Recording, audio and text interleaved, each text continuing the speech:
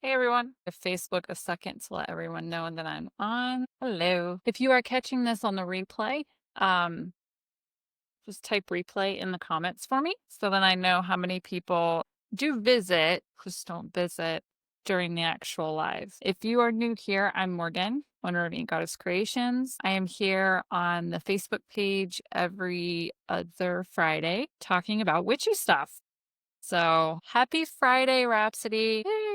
Hi, Adriana. So we're doing all kinds of spooky stuff. It's October. It's season of the witch. So I'm starting off this month here on the Facebook page with divination. And then in 2 weeks, I'll be doing sewing. So hi, Sharon. I hope I pronounced that correctly. Hi, Linda. More comments. Hi, Brandon.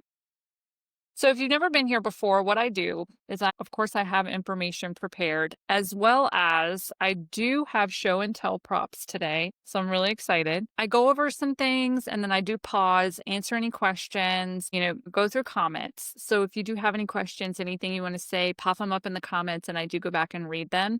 And then I continue on until another pausing place. But today I'm going to be going over what divination is, its origins, and types of divination. So, because the veil is thin, it's time to dive into this. Let me get a few more hellos caught up. Hi, Shelly. Hi, Randy. Happy Friday. Hi, Kim and Kim. Two Kims. Yay, Sharon. I pronounced your name right. All right. So I'm going to jump right in because I have a lot. And show and tell. I have pretties to show you. So I'm really excited. Okay. So it's that time of year. The veil is thin. Divination is easier. Connection with your ancestors, your spirit guides, and people who have passed over is much easier. Okay. So doing a talk on divination is perfect right now. And I kind of said it a minute ago, but what I'm going to be going over is what is divination, the origins of divination, and common types of divination. And I have pretties to show. So I'm really excited. So the veil is thin. What does that mean? We're going to actually start there for just a brief second because I'm going to be saying it a lot here. I'm going to be saying it a lot on social media, period, over the next month. So there is a veil or a division between our world and other worlds or realms. Okay. And most commonly, there's like the spirit realm or astral realm, the fairy realm, etc. Okay. So there's like a mist or a veil that's up in between it. It makes it really hard for most of us to see into other realms. Some of us, it's super easy if you're born with gifts. As we approach Samhain or Halloween, that veil gets thinner and thinner and thinner and thinner. It actually happens at Beltane as well, which is why Beltane is a really great month, or May is a really great month for fairy magic, because the veil in between our world and the fairy realm is really thin. So if you're seeing things out of the corner of your eye, if you're hearing things that aren't really there, if you have that feeling that like maybe something or someone is in the room with you, but you can't see them, that is all part right now of this thinning veil. And it will continue to get thin until Samhain, which is Halloween. And then the day after, which is, there's Samhain, Halloween, and then the Day of the Dead. And that's where you honor your ancestors, things like that. And then the veil will start getting thicker again once we get through that part of the year. So when the veil is thin, it's kind of like you can now see through, like there was a curtain before and now it's a sheer. So you can see things easier. You can make contact with the other side easier. You can communicate with the other side more easily. So that's why meditation and divination is super big this time of year. So that's the first thing. I just wanted to cover really quick what I mean by the veil is thin, because I use it a lot and I use it a lot in social media as well. Let me catch up on comments real quick. Hi, Maria. Hi, Steph. Destiny is here. Hello. Hello, Christy and Heather. Brandon says like a mist around Avalon. Exactly. It gets thinner and thinner and thinner. And then we can see all this cool shit for the whole month, right? If you already don't see cool shit. Yeah. Hi, September and Mary. And Kim says the curtain that separates the different realms. Yes. Heather says, I hear my name called a lot. Yes. And Christy says dream visits from loved ones. That is another thing that happens a lot this time of year as well. All right. So what is divination? Okay. So divination is the practice of seeking knowledge of the future or the unknown by supernatural means. So this can be done using many types of tools or by simply meditating and opening yourself to messages that can be received. And sometimes, especially when the veil is thin, meditation and just kind of opening yourself up to messages is all that a lot of us need. But there are tools that you can use that make contact with the other side or answering questions that you have, things like that makes them a lot easier. So where does divination originate? And the real question is, where does divination not originate? Everywhere. Ancients everywhere practiced some kind of divination. And in this, so there are some really great blog posts on our website, which is inkgoddesscreations.com. If you click on the inked grimoire, or if you go to the top bar and you type in divination, and then the search results to the right are blog posts. Everything kind of came from that today because there's some really great, but there's some more in depth on the origins as well as different practices, things like that. Y'all are going to have to bear with me on some of these pronunciations because y'all know my Southern comes out. And all right. So ancient Greeks had oracles where mystics relayed messages from the gods. It started with the god Apollo. Also, when you visited one of these oracles, they could do dream interpretations and they also interpreted animal omens. And then the regular people, like you didn't have to go to one of the oracles, but they practiced scrying and pyromancy, which is flame gazing, to see the future. So even as far back as the ancient Greeks, those are the types of divination they practiced. Move over to the ancient Romans. They also had oracles. They shared one of the most prominent oracles, which is the oracle at Delphi, with the Greeks. So both of those, that was the one set up to Apollo, the god Apollo, who was the god of prophecy. But the ancient Romans shared that with the Greeks. So they also watched the sky for messages from the gods. And merchants would go to the foot of a statue of Hermes, who was the god of the merchants, and they would roll dice at his feet. And how they interpreted the dice would tell them basically whether they were going to be prosperous, not prosperous, like that. I think that's really cool. So those were the ancient Romans. In ancient China, bones were used for divination. On our blog, it goes into a little bit more detail that they would like heat the bones up and how they cracked would do it, or sometimes there would be symbols that they put onto the bones. But eventually, bone divination gave way to the I Ching, which is a fortune-telling book that relied on yarrow sticks and hexagrams. And I think that's definitely still used today. In ancient Egypt, divination was used for two reasons. One was to learn about the present, and the other was to beg the gods for info that might help them change the current situation. So those were the two main reasons why divination was practiced. But these guys, y'all, ancient Egyptians were so far ahead, especially like metaphysically speaking, of anything, now. They kind of are in line with the way we are now, thousands of years ago. So they used mediumship, which is, contacting through a person, to past loved ones or to spirits. Scrying, they used dream interpretation, and they also used oracles to divine the future. And they mostly did it at night because they felt that the psychic energy was the strongest at night. So that's super cool. Medieval Europe, I'm telling you, like everywhere, it's so hard to actually like pinpoint down. Medieval Europe relied heavily on the stars and astronomy for divination.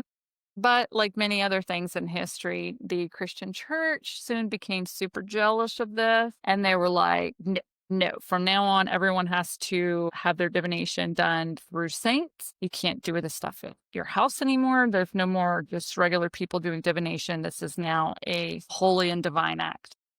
So they created the Sortes Sanctorum, which translates to lots of the saints. It's a book which declared the saints as vehicles of divination. And so then they paired this book with these dice, and you would like throw the dice, and how they fell you would look it up in the book, and that would explain everything and answer all your questions.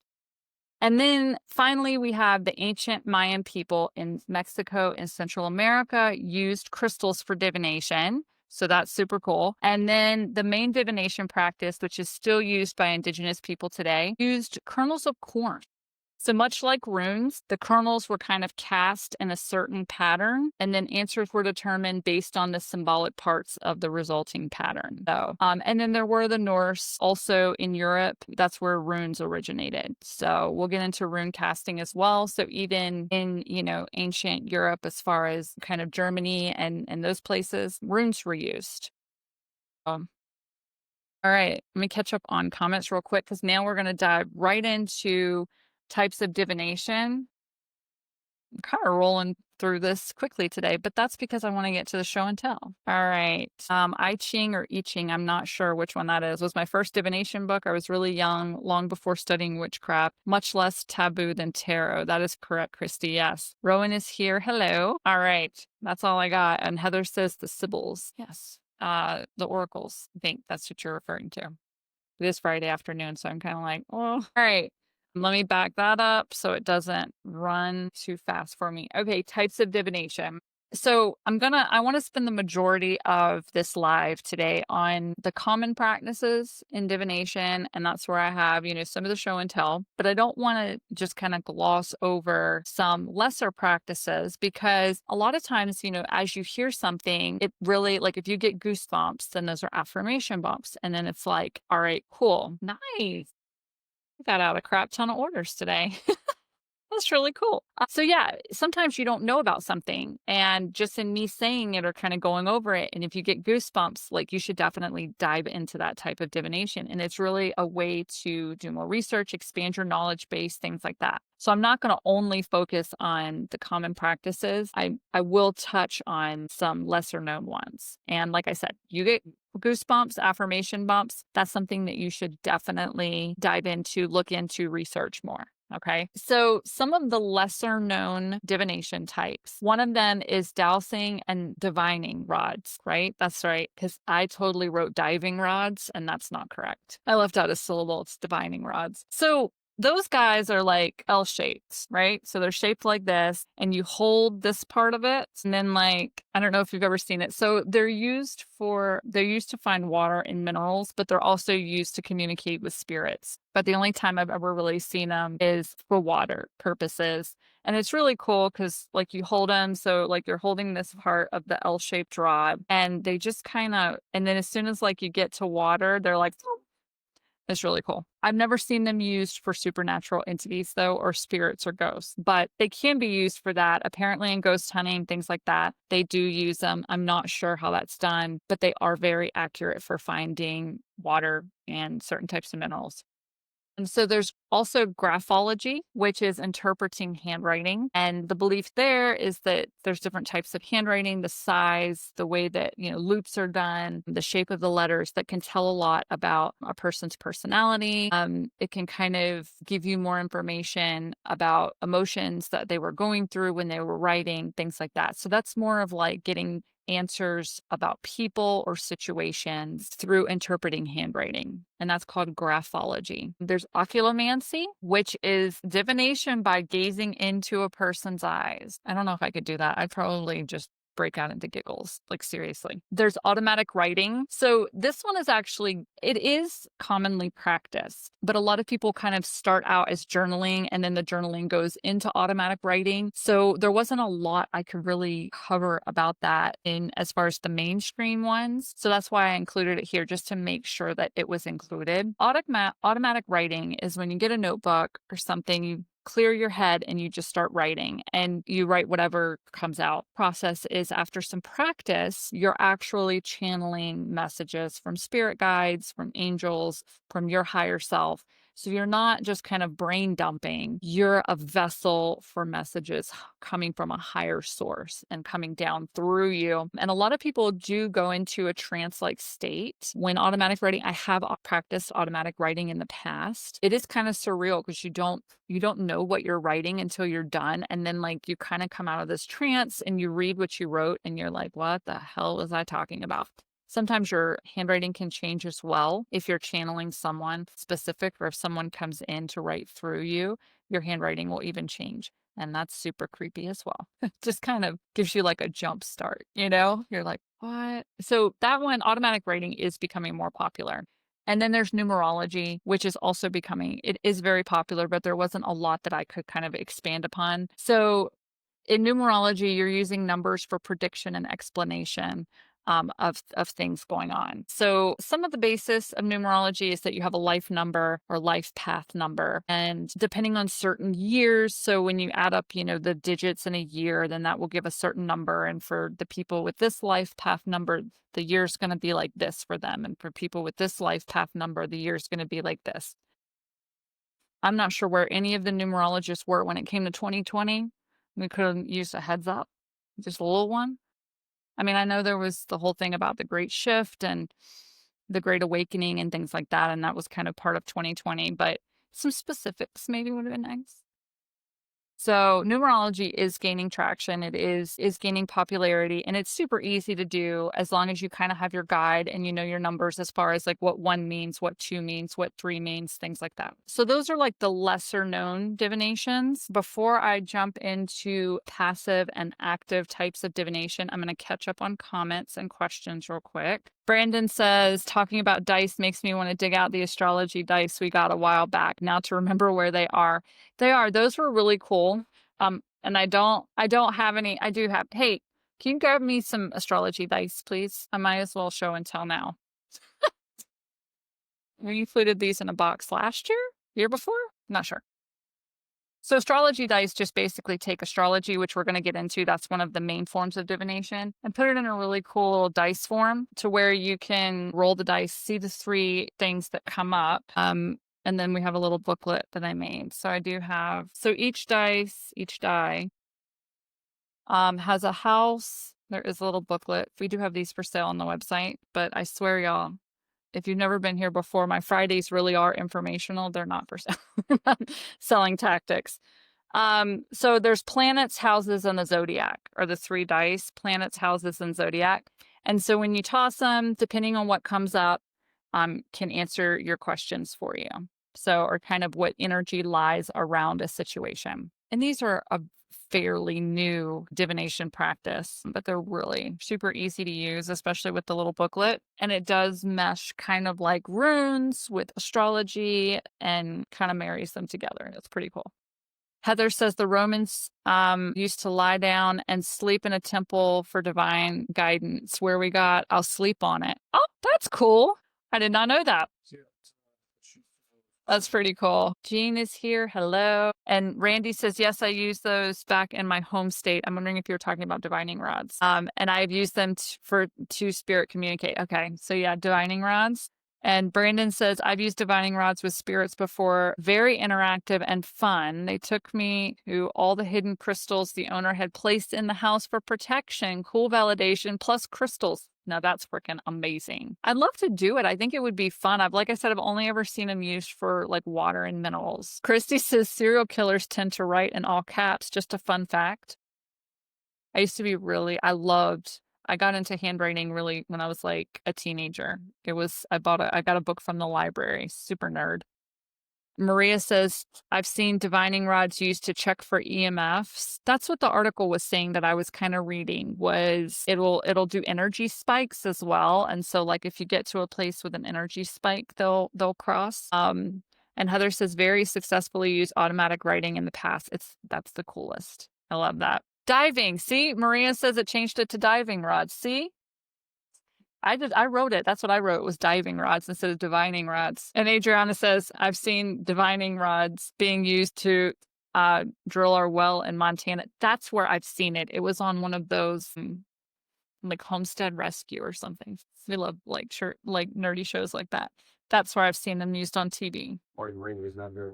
No, they used the divining rods to find the well water. I think that was the show we watched. I don't know. We watch a lot of those homesteading shows. So, all right. So for me, I kind of classify divination in 2 categories: active divination and passive divination. All right. So active divination are types that can be practiced at will, and usually involve tools. So it's like if you're doing an active divination practice. You're going to sit down, you're going to get your stuff, and you're going to have a divination session. And then there's passive, which are usually like gifts you were born with, or you can develop. With practice and time, you can develop. So that's how I think of them, and that's how I'm going to kind of make that distinction for this Facebook Live, is active and passive. All right. So because most of us do active divination, where we sit down with our tools and we have questions, or, whatever, we want guidance. I'm going to start off with passive because I can like roll through passive pretty quickly. All right.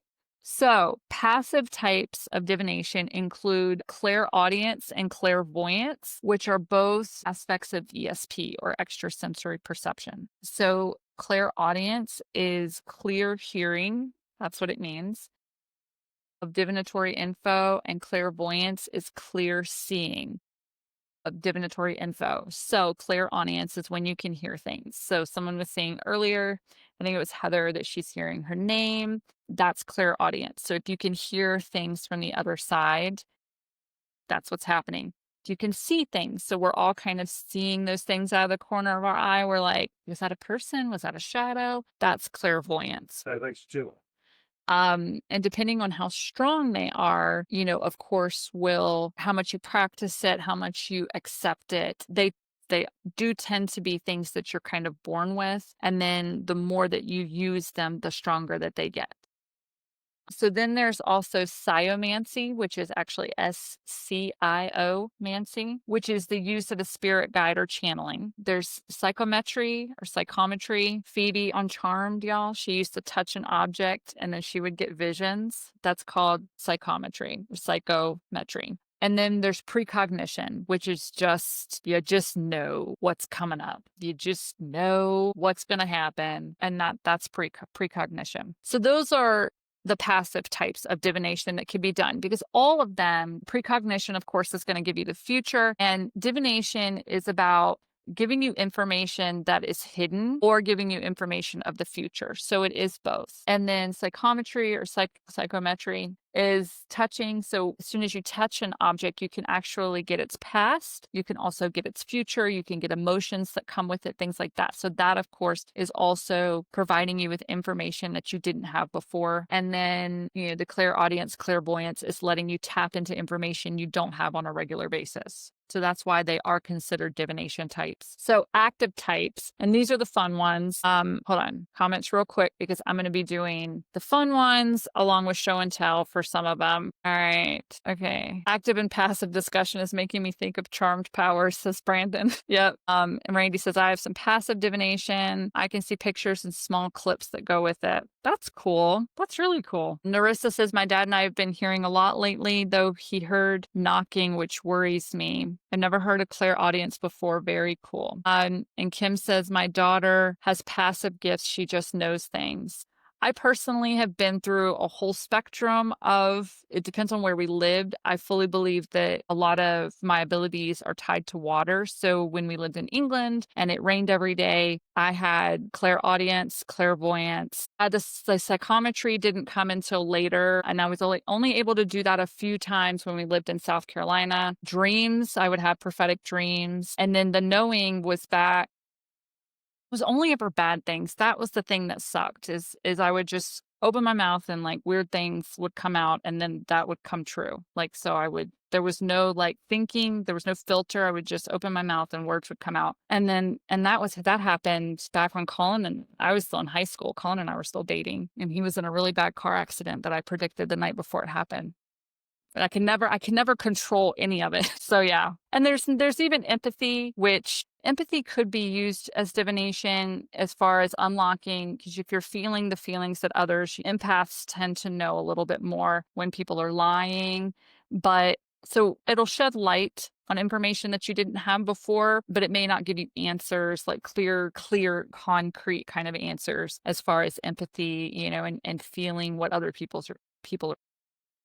But I should probably throw that in here. Passive, D says passive counts as hearing mommy, but both of my boys were asleep. Yes, that's clairaudience. And you can pick up on that, especially there is a bond between like mother and children, or father and children, where they can hear you know, if your kids are, or you just kind of know when something's up with your kids. Yeah. And Heather says, can't see anything when I touch things, but definitely pick up on the energy and emotions of an object. Yeah. Christy says, I can tell when women are pregnant a lot. I also have dreams that come true. I have clairsentience, can read energy in rooms and in people. And Dee says, or things just come to me when I think.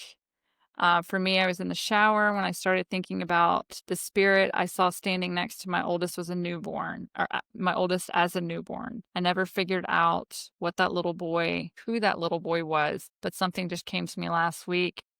I just had a sudden feeling it was a past life brother following him in this life. Sometimes you have to go with that gut because, like, sometimes your brain, when you have gifts, your gifts are from beyond. And so your brain tries to rationalize it and tries to find evidence to support it in this world. And that's where a lot of kids are very open to the other side. But through conditioning, like being told, oh, there's nothing there, you don't see that, you don't hear that.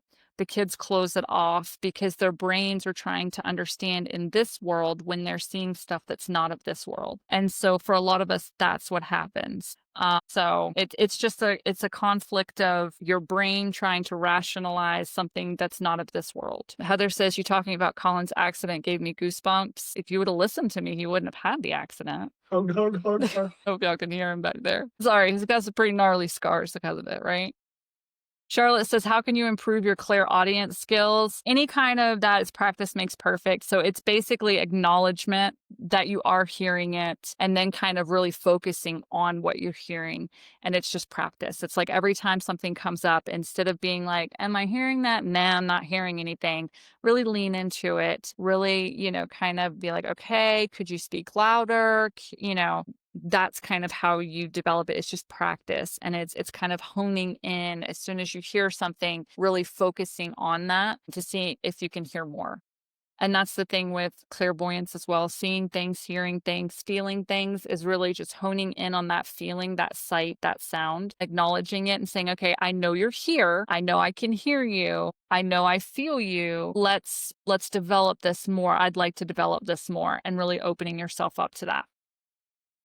And Adriana says, I usually dream, but don't know what is the message. We'll get to that. Oh, wow. Charlotte says, I heard a voice say that I would never see my uncle alive again. And that was the last time I saw him. Oh, that just gave me goosebumps. And Narissa says, I hear my dad when he's not home and he hears me when I'm not. That could be residual energy too. Every space holds energy. I'm not going to lie. This is so like, sometimes it's hard for me to admit this, but there is a book that was written by Zach Bagans, and that's the only reason why a lot of people think he's a douche. I happen to love him and Ghost Adventures, but he wrote a book, and I can't remember the name of it right now, but it goes into the science behind ghost hunting. But there's an entire section about energy and how especially natural substances like water, stone, wood can hold energy. And then that's one of the thoughts about spirit communication, is that it's these natural materials that are kind of reverberating and spitting out these images for people because they've held them for so long. And there's a whole section on moon phases in it. He really is a scientist. I know he's so douchey on TV, and I know but he really is in it for the science. And his book, I love his book, and I do recommend it because it goes into the science behind all of that and the energy behind spirit communication and all of that kind of stuff. So I do recommend it. I tell you what, if my husband will Google it real quick, can you Google the name of Zach Bagans' book, please? So I can pass it on to people. Bagans? Google Zach Bagans. He doesn't want to Google Zach Bagans. Then he's going to start getting all these ads for Ghost Adventures. Gina says, I felt my sister the moment she passed on Wednesday. Oh, I'm so sorry for your loss. Is it ghost haunting for dummies? It is not ghost haunting for dummies. It's not ghost hunting for dummies. Dark World. Dark World. Is that it? I am haunted. No. Dark World? That doesn't sound right. Dee said y'all are adorable. Thank you, Dee. That is not Zach Bagans. No, that's not it. No, I haven't read that one. There's a new one in 2014. Oh, yeah. Zach. Sorry. Okay, I'm going to get back on this because we have the active types. But this is what happens on Friday afternoons in Facebook Lives with us. Is it called Dark World? Okay. It's not the I Am Haunted. I've never read that one, but now I have a new book for my reading list. It's Dark World. All right. So active types of astrology. The first one, no, active types of divination. The first one is astrology. It's Friday, y'all. So astrology is using stars, planetary movements, celestial happenings to explain and predict occurrences. So your horoscope, which a lot of us do look up every day, or at least weekly. Horoscopes are predictions based on the alignment of celestial bodies at a given time. So a lot of them are daily or weekly. And, the moon will be here and, this planet will be in this sign and this, and all of that leads to these type of emotions can happen, unpredictability or stability, and all of that. So that's what astrology does. You can get very specific with astrology and have your chart done at the time of your birth. And then that will tell you like which planets were in which houses and can really give you insight into your personality traits, your motivations, things like that. And then knowing that information, you can move forward. So like, for example, we were talking in Sacred Space one night about Mercury retrograde. And for most people, when Mercury is in retrograde, which means it looks like it's going backwards, communication is completely just in an upheaval because Mercury is the planet of he was the god of communication. So things get thrown upside down. It's just pure chaos. And there were 2 people in the group, if I remember correctly, that were like, hey, when Mercury retrograde's happening, my life's golden. I love it. Come to find out they were born during a Mercury retrograde because I just kind of was like, I wonder if you were born during a Mercury retrograde. And we looked up their time and date of birth. And sure enough, they were born during a Mercury retrograde. So for them, that's a power point for them. And that's all astrology. So like for me, I was born during a full moon.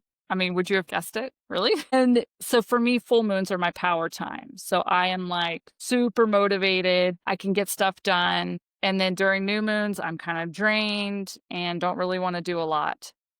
Astrology, knowing where the planets were, knowing what moon phase you were born in, knowing your astrological sign. I spent 38 years thinking I was Capricorn.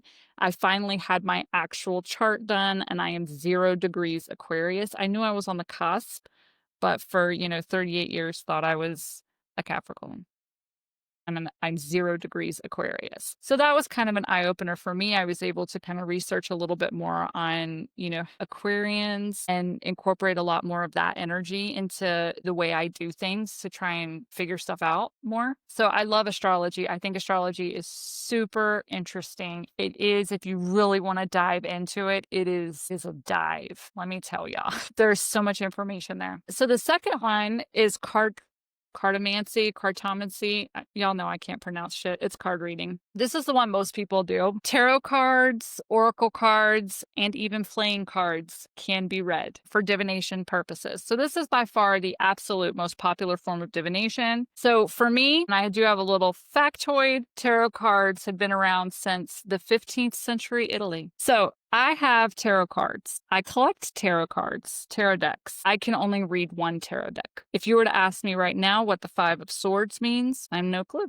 If you were to ask me right now what the 7 of Wands means, I have no clue. If you were to show me a deck of the 10 of Pentacles that's not my deck, I maybe could fumble through it. I don't know what it is, but I found one deck that I can read, and that is the Spiral Tarot. This is the deck I've been using for... Oh, that's so funny too. Is that the 10 of Pentacles? That is, and I just happened to say that as I was pulling them out of the bag. This is the only tarot deck I can read. Sometimes if I see pictures of other cards, I could be like, oh, okay, I know what that is because I can picture my deck in my head. I wanted to read tarot. I owned a brick and mortar store at the time, and I would get tarot decks in and I would open up every single one of them, and I could never read them. This one is the only one I can read. So this is my tarot deck. I used to do tarot readings back in the day. I haven't done tarot readings in forever.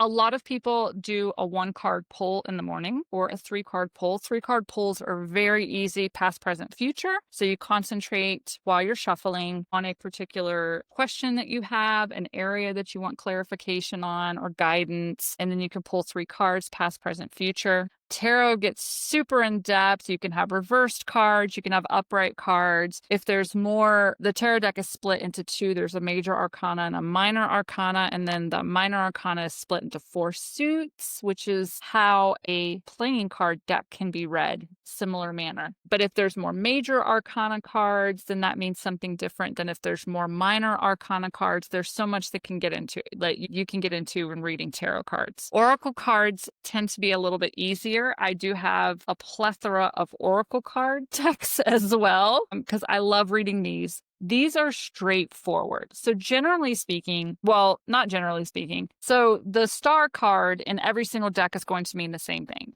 The Empress card, the Hierophant, the 10 of Pentacles, the 7 of Swords, the 5 of Swords. They're all going to mean the same thing regardless of the tarot deck. Okay. Oracle decks are different. They're completely, you can have an oracle deck with 10 cards. You can have an oracle deck with 70 cards, and they're just kind of made up. So this is the Halloween oracle because I thought it was super fitting this time of year. So a lot of them just usually have a word and then maybe a meaning underneath them. So oracle decks tend to give you very straightforward advice. And when I used to do tarot readings at my shop, I would do a tarot reading and I always did the Celtic cross layout because that's the one I knew. And I would end it with an oracle pull just for like clarification. So if there was anything you needed, like, because these kind of give you direction. Like this one is Night Song. It says hidden talents on it. Eternal love. It says love is love is love and transcends physical death. So these tend to be read forgiveness, which is reducing burden. So these tend to be read with the book. Will give you a lot more information. Most oracle decks do have a book that come with them too. And then you kind of look that one up and see, you know, more information that it gives. Oracle decks are super fun because they're all different. All of them are different. The artwork is different. The meaning, the cards are different. You're not going to find really 2 oracle decks with the exact same cards in them. And playing cards can also be read. I went to Sedona one time and had my cards. I made an appointment to have my cards read because I love having my cards read. And the woman did it with playing cards, and not even like the playing cards that have the meanings written on them. Like she was just doing it with a regular deck of playing cards. It was awesome. I found it super fascinating. In my mind, it takes a lot of memorization to do that because like my deck, I didn't really have to memorize. I can just look at the card and it just makes sense to me as to what the tarot card means. But I would assume with trying to read playing cards, you'd have to memorize a lot. Christy says, I was the one with a Mercury retrograde. Dee says, I was born on a Mercury retrograde. Randy says, Mercury retrograde is my bomb time. Yeah, it was Randy and Christy. My Oracle deck are fairies, Gina says. Brandon says, longtime tarot fan, but recently been challenging myself to learn Lenormand. I can't pronounce stuff. Y'all know that. Some, I don't know. I have so many decks and I can't read any of them, just the one. And I'm perfectly fine with that. I probably still buy decks, even though I can only read the one. So even if there's only one that you can ever read, I am proof that that's perfectly fine. But challenging yourself is good too. Maria says, I like the dragon deck that came in one of the boxes. I actually did not keep one of those for myself. All right, so the next one is oniromancy, right? It's dream interpretation. It's the fancy word for dream interpretation. So this one is one that a lot of people practice. It's very popular nowadays. It dates back absolute centuries. I mean, we talked about the ancient Egyptians were doing it. So symbols can be found in dreams that can explain the present, sometimes the past, and can often predict the future. Dreams are really good for clarifying. So you can go to sleep, wake up the next morning, like go to sleep with an issue that you're concentrating on. You wake up the next morning and issue's done. Like you found a solution to it, because during sleep, the brain will actually work out solutions. We'll take all of the little nuggets of subconscious information and put the puzzle together for you. And when you wake up, it's like here. For me, some of the weirdest times, like as soon as I'm waking up and I'm really starting to come into this world, that is when I will have ideas for new products or a direction. It's nice. Sometimes they're not even messages for me. I had this amazing message for my assistant one time, and I immediately messaged her and was like, hey, think about this. And she's like, oh my God, I love that. She's like, how did you? I'm like, I didn't do it, because I just woke up and this idea was just there. The best thing to do is keep a dream journal. because the more that you write it down, like as soon as you wake up in the morning, before your feet even hit the ground, grab your dream journal and write down anything you can. And I mean, little bits of information, even if you can just remember the color blue, I was in a car and I was scared. Whatever you write down will actually train the brain to remember things more later on. And then you can look stuff up and just look it up online or in a dream dictionary. And then, the more practice that you get at that, the more that you'll start to remember your dreams. And then the more practice you'll get, like as soon as you have a dream, you can be like, oh, well, duh, that means blah, blah, blah, blah, blah. That's pretty obvious. And that's just comes with practice. But the best thing to do is, keep a dream journal, write your stuff down, and then use a dream dictionary or, Google dream interpretation. Like I saw a llama and, then it snowed, and look those things up and it'll give you more insight into it. So the next one is palmistry.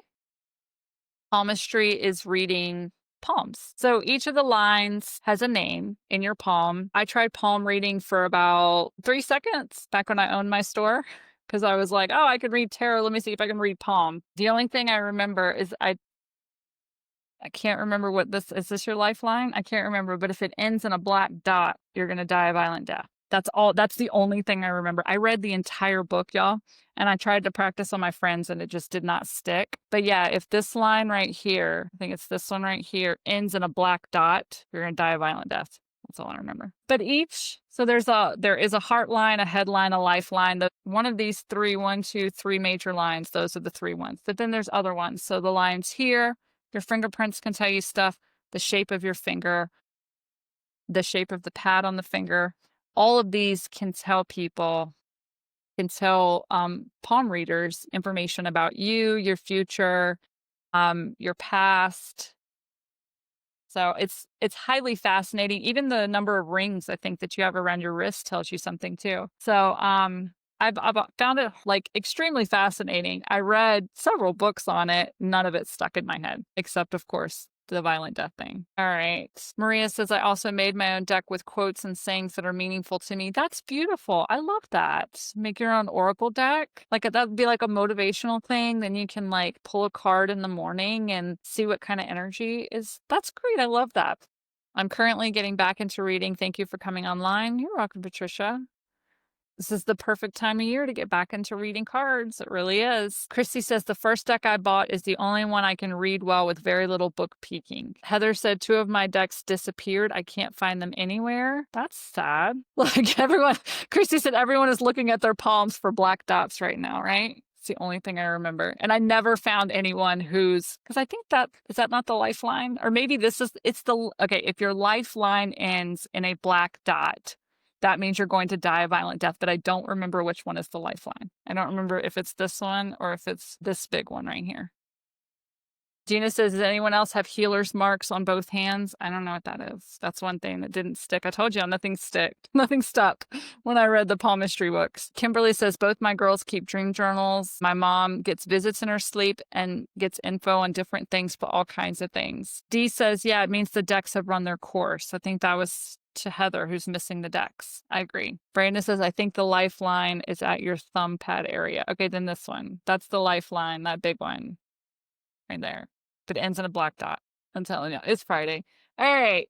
Runes, originating from the ancient German and Nordic tribes. Runes are a set of symbols etched into wood, bone, or gemstones. Runes are thrown and horn. Lauren at Primitive Witchery used to make some really cool horn ones. Okay, so runes are thrown, and depending on the symbols that come up and their placement in like the circle where you're throwing them can tell you information about current and past scenarios, as well as small glimpses into the future. So runes can also, the actual symbols themselves can be used as sigils, protection, success, love, things like that. But they do have divinatory aspects to them. So then there's tasseography, which is reading tea leaves. So this goes back as far as ancient China and Greece, you have to have loose leaf tea. Like that's the kind of tea you're making is loose leaf tea where it's just kind of floating around. So you can't use like a tea bag. A person would drink the cup of tea while concentrating on a question that they wanted answered about the present or the future, like an area they needed clarification in. And then when you get done, you put there's a couple of different ways you can do it. You can either set the cup down and read, the inside of the cup, and even the parts of the cup have meaning as far as if there are shapes closer to the person, then that's like the near future, and then further away in the cup is further in the future. You can also flip it upside down and like hit it so that the tea leaves come down, and then when you pick it up, you can read the tea leaves that way. But whatever the little shapes are, that's what you interpret. So if you see, a butterfly, it means, oh, you're going to be going through a transformation here soon. And if you see an anchor, like, oh, either you're going to be on a sea voyage or you feel weighed down in life. Really big up for interpretation, right? So that's tasseography. That's how I pronounce it. Not sure if it's right. It's reading tea leaves. So then there's pendulum dowsing, which is different than, the little L-shaped rods we talked about earlier. So a pendulum is any kind of heavier object on the end of a string. Okay, generally coming to a point just to make it a little easier. So pendulums can help you with present and future questions. Usually they can actually help you find objects, and you can use them in healing and energy rituals, reading. Okay, pendulums are hundreds of years old. All right, so you can get a pendulum mat to help you in pendulum mats, but the yes, no, maybe all of that is going to be completely different to every single person. Some people, it's straight, the pendulum can go straight forward, backwards, everything. For some people, it goes in circles, and the size of the circle can also give you a little bit more meaning as far as if it's a big, huge, strong circular circle, then that's heavy energy moving towards that. If it is a little small circle, then it is not a lot of energies going towards that. And to start off with pendulums, I used to play with pendulums all the time. I love pendulums. You start off with like a duh question. Okay, so especially when you get a new one, you always want to cleanse everything. Anytime you get anything, you want to cleanse it. But you start off with a duh question like, my name is Susie. Or is my name Susie? Because you would ask a question. Whichever way your pendulum swings, that's your no answer. You need to write that down because it's different for every person. Then you ask an obvious yes question, like, do I have red hair, dyed red hair? Yes, I do. So however the pendulum swings would be my yes. And you write that down. Sometimes, like I said, it'll go in circles. It'll go clockwise, counterclockwise. If you are trying to use it for energy or for healing, you would run it over the energy points in the body. And I'm going to swing it on purpose this time. So if you get a really nice big swing, the energy, that section is good. It's open, it's flowing. If you get a dead pendulum, that means that section of the body the energy stagnant. It's not moving. That's how it works for finding things too. I have actually one time in my life successfully found my keys using a pendulum. One time. I literally have to walk through the house. And as it really starts, and I'm moving this on purpose now, but the faster, that's the direction I would go. And then if you head in the wrong direction, it would kind of slow down. And so I would head back in another direction. I have successfully found my keys one time. That's it. I've tried numerous times. I've tried with cats, lost cats, animals, lost all kinds. My kids lose toys. Like when they were younger, I would try it with pendulums, never. But I found one set of keys one time. They were on a bookshelf, by the way. It was very weird. So pendulums are very easy to use. You really do have to remain super still when using them. You can ask the questions out loud. You can ask the questions in your head, but you want to start, and they are really awesome for energy work and the power of the mind, because once you really get into pendulums, you can start to move them in certain directions and you can stop them. I love pendulums. They're so much fun to play with. And they're a really great, especially with kids. If you want to show kids the power of the mind and the power of energy, a pendulum is the best way to do that. So the last one is scrying. I'm going to be wrapping up here in a second. So scrying is gazing into something and receiving pictures or visions or messages. Okay, so there's different types of scrying. There's crystalmancy, which is crystal gazing. So these we have for sale in our Avon live gemstone sale. And this is the one that I kept. This is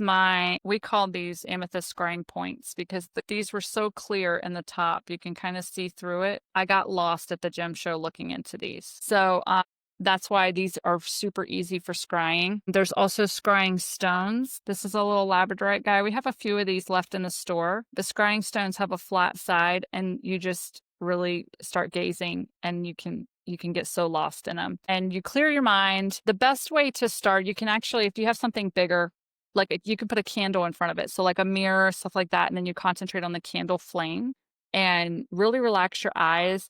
If you remember the 3D pictures from the 90s where it was like this jumble, and if you gazed into it, like a sailboat would appear, that's kind of the practice you want to do with your eyes when it comes to scrying. You really want to relax them and kind of focus through the mirror or the crystal or whatever. And that's how you scry. So there's also pyromancy, which is flame gazing. And I like to do that at the Yule fire. And we light a fire usually at Samhain too. You can get lost in fire flames. And there's hydromancy, which is water gazing. If you have a scrying bowl or a black bowl, you can fill it with water and they make perfect scrying surfaces. If you've ever, you're a witch if you've ever washed dishes and gotten sucked into the water, like hand wash dishes, and you have a sink full of water and you just find yourself kind of like, yep, that's hydromancy. And basically, when you clear your head, images, visions, ideas just kind of pop into it, and you just want to make note of those. And then there's mirror scrying. So black mirrors are, perfect obsidian, onyx, or you can even take a regular piece of glass and spray paint it black and use that as a scrying mirror. That's all I got. And that's what so I brought the little scrying points, and these little guys, these were all sold out of. We sold out of those the day of the show, but we still have some of these little guys left. These are like little pocket scrying ones. And then, if you have any kind of black cup, black bowl, anything like that. And then I even told you how to make a DIY scrying mirror, right? Black spray paint on the back of a piece of glass. You don't want to do it on a mirror. You want to do it on just a clear piece of glass. I actually have one. I should have had my husband bring it down and bring it over here. But if you ever seen those wooden 3-leg tables, just the little cheap ones, and then you can get a piece of glass on it. Her husband spray painted the back of it black. And so I have a scrying mirror that's like huge. I use it at Halloween and sewing. Okay, so back to palmistry. D says the rings are supposed to tell you how long you're going to live. Each ring is 20 years. If I remember correctly, that was those. Veronica is here. Hello. Gina says my chain will vibrate when I confuse my guide. I'm a circler. So like mine will go, circle one way for yes, circle another way for no. And if I upset the pendulum, it just it's dead. Veronica says, normally I ask, say yes to me and then say no to me, and I go from there. That's another easy one. For me, I always kind of test it. So it's picking up on vibes from, inside. Heather says, healing touch uses pendulums to assess energy flow. Okay. A lot of you are having great conversation about healing. That is awesome. Christy says, I tried a scrying mirror before and I couldn't do it, got rid of it, but I saw your obsidian one. I had to get it. It's beautiful. I'll be trying again. Those obsidian ones were beautiful. Are you planning on getting more black scrying mirrors? I can see, but I got those at the gem show. So I'd have to see if the supplier will ship now, or I might just have to wait until the gem show again. A picture frame will work for a scrying mirror. That's really smart. I love that. Oh, and Primitive Witchery does those too. She worked with us on this month's box. On this month's Ink Eyes Creations box. I'm giving her all kinds of shout outs today, but yes, she makes hand done scrying mirrors as well. She uses old picture frames. Beautiful too. All right. My battery is dying, y'all. And we're run over just a little. I told y'all I had, and then, get a witch started on divination and showing pretties. And, this is what happens. I just get carried away. This one stays on my desk, and it really shouldn't, because when I'm working, it catches my eye, and then I fall into that too. So I'm going to go ahead. I don't see any more questions or anything popping up now. I definitely want to thank you all so much for joining me today. I am here every other week on Fridays at 3. The missing weeks, I'm actually in Ink Spirit, which is the new membership group that we have. We are diving into shadow working right now. So I do Facebook Lives, we have worksheets, we have daily discussions. So if that's something that you would like to join, it is attached to the group here, or you can head to inkspirit.com. But that's a monthly membership group that I run. And then if you are a customer of ours, you can join just the customer group, and that says Ink Goddess Creations customers. We have Sacred Space every Thursday, and then they are a great bunch, always talking, always sharing stuff with one another. So I love that group too. So thank y'all for joining. I see all of your thank yous. This one was fun. The next time I will be here is 2 weeks from now, and I will be talking Samhain. So correspondences, how to celebrate Samhain, and it'll be a week before Samhain, so you can really, get everything prepped for you. So I hope to see you all in 2 weeks, and have a great Friday and rest of your weekend. Thank y'all so much for joining me. Bye.